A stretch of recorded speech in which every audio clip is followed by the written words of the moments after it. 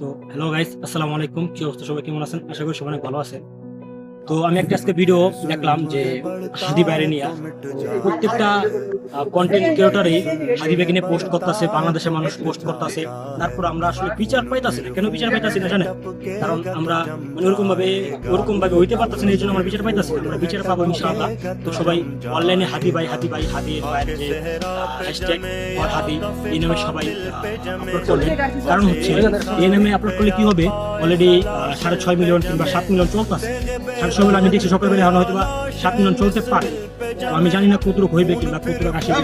আমি চাই যে ভাই আপনারা যে যেখান থেকে পারেন ওখান থেকে পোস্ট করবেন, ভিডিও পোস্ট করবেন। কারণ ভিডিও পোস্ট না করা হলে প্রতিনিয়ত দেখেন, এই যে এই বড় বাড়ির স্ক্রিন আমি যে বড় বাড়ির ঝুলাইছি, এই বড় বাড়ি দেখেন প্রতিনিয়ত এদেরকে ভাই এদেরকে মানুষ বন্ধু বলে। বন্ধু কাদেরকে বলে দেখছেন?